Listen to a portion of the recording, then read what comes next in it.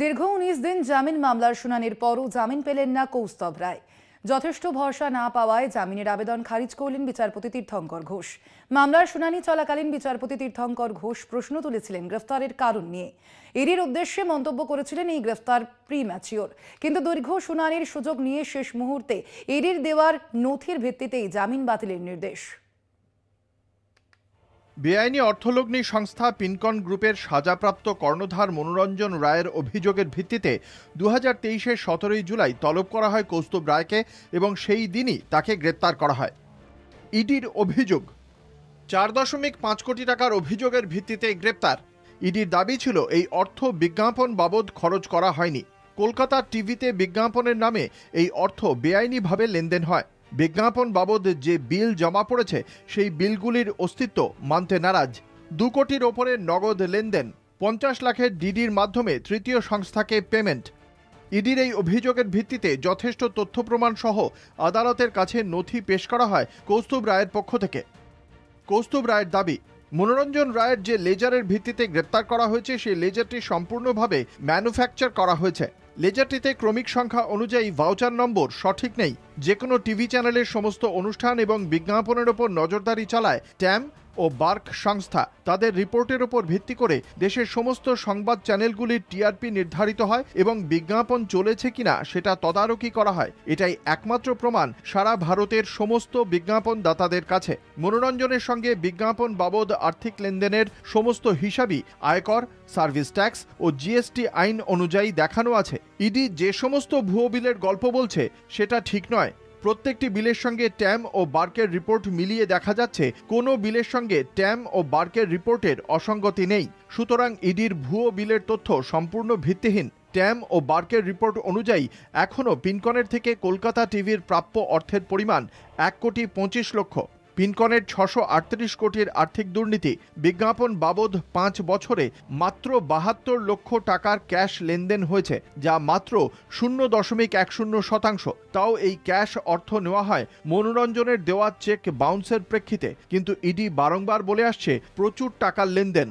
ED প্রথমে 2 কোটি 8 লাখ আর্থিক লেনদেনের কথা বললেও পরে 1,36,00,000 টাকার ক্যাশ লেনদেনের প্রেক্ষিতে কোনো ভাউচার বা নথি দেখাতে পারেনি। 50 লাখের ডিডির মিথ্যে গল্প ইডি কোনোদিনও প্রমাণ করতে পারবে না।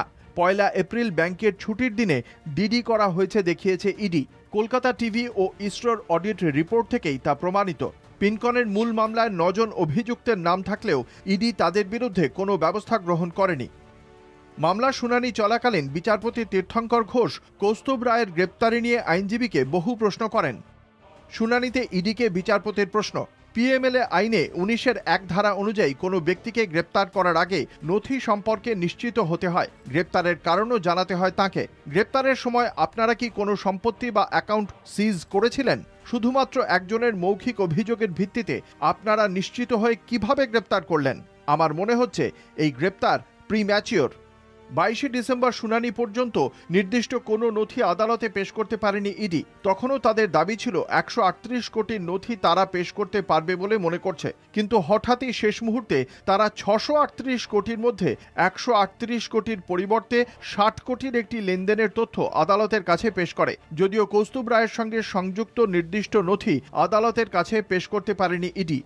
ধীরাজ দ্বিবেদী, ইডির আইনজীবী বলেন, উনি দীর্ঘদিন ধরে হাসপাতালে অসুস্থ, তাই জিজ্ঞাসাবাদ করা যাচ্ছে না। অসুস্থতার দোহাই দিয়ে উনি জিজ্ঞাসাবাদ এড়াচ্ছেন। ওয়াইজে দস্তুর, কৌস্তব রায়ের আইনজীবী বলেন, অন্য মামলায় উনি ইডিকে হাসপাতাল থেকেই সহযোগিতা করছেন। ইতিমধ্যেই ওই মামলায় ইডি তাকে হাসপাতালে গিয়েই 4 বার জিজ্ঞাসাবাদ করেছে। বিচারপতি তীর্থঙ্কর ঘোষ ইডিকে বলেন, আপনারা জিজ্ঞাসাবাদের জন্য হাসপাতালে নিয়মমতো মেল করেছিলেন? ধীরাজ দ্বিবেদী, ইডির আইনজীবী বলেন, না। বিচারপতি তীর্থঙ্কর ঘোষ ইডিকে প্রশ্ন করেন, কেন? ধীরাজ দ্বিবেদী, ইডির আইনজীবী বলেন, হাসপাতালে থাকার জন্য নয়, এই বেআইনি আর্থিক লেনদেন খুঁজে বার করতে অনেক সময় লাগবে। নথি জোগাড় করে উপযুক্ত প্রমাণ সহ তথ্য পেশ করা সময় সাপেক্ষ। সেই তথ্য পাবার পরেই ফের জিজ্ঞাসাবাদের পর্যায় শুরু করা সম্ভব হবে। বিচারপতি ইডির এই আবেদনের ভিত্তিতেই জামিন বাতিল করেন। রায় দিতে গিয়ে আদালতের মন্তব্য, আদালতের পর্যবেক্ষণ, প্রাথমিকভাবে 4.5 কোটি টাকার যে অভিযোগের ভিত্তিতে কৌস্তুভ রায়কে গ্রেপ্তার করা হয়েছে তাতে আদালত মনে করছে সেই অভিযোগের তদন্ত শেষ। এরপর আর এই অভিযোগের তদন্তের প্রয়োজন আছে বলে আদালত মনে করছে না। যে অভিযোগের ভিত্তিতে কৌস্তুভ রায়কে গ্রেপ্তার করা হয়েছিল সেই নথিতে আবেদনকারীর আইনজীবীদের সওয়ালে প্রমাণিত অভিযোগ ভিত্তিহীন, প্রতিটি বিলের ট্যাম ও বার্কের রিপোর্টের সঙ্গে সঙ্গতি রয়েছে। বিজ্ঞাপন বাবদ মনোরঞ্জনের কাছে কলকাতা টিভির এখনও বকেয়া রয়েছে। 638 কোটির মধ্যে 138 কোটির বদলে 60 কোটি আর্থিক ও 25 থেকে 30 কোটির সম্পত্তি সংক্রান্ত বিষয়ে ইডি নতুন তথ্য পেয়েছে, যে নথি ইডি আদালতে পেশ করেছে। যদিও কৌস্তুভ রায়ের বিরুদ্ধে এই সংক্রান্ত লেনদেনের নথি এখনও অবধি ইডি জোগাড় করতে পারেনি। শুধু তাই নয়, কোনো যোগসূত্রও খুঁজে পাওয়া যায়নি। কিন্তু এই নথি থেকে আদালত মনে করছে যে প্রাথমিক অভিযোগের তদন্ত শেষ হলেও শেষ মুহূর্তে পেশ করা 60 কোটি ও 25 কোটির নথির ভিত্তিতে পুনরায় তদন্তের প্রয়োজন আছে। যেহেতু কৌস্তুভ রায় একজন প্রভাবশালী ব্যক্তি, সমাজের বিভিন্ন স্তরের প্রভাবশালী মানুষের সঙ্গে তাঁর যোগাযোগ খুঁজে পাওয়া যাচ্ছে, সুতরাং এই মুহূর্তে তাঁকে জামিন দিলে তদন্তের ওপর প্রভাব পড়ার সম্ভাবনা উড়িয়ে দেওয়া যাচ্ছে না। আদালতে পেশ হওয়া শেষ দিনের সমস্ত নথি পর্যবেক্ষণের পর বিচারপতির নির্দেশ। যথেষ্ট ভরসা না পাওয়ায় জামিনের আবেদন খারিজ। আইনজ্ঞ মহলের মতে মামলা শুনানি চলাকালীন গ্রেপ্তারের বিষয়ে ইডিকে বিচারপতির প্রশ্ন বা মন্তব্য কোনোটাই তার লিখিত রায়ে প্রতিফলিত হয়নি। কলকাতা টিভি।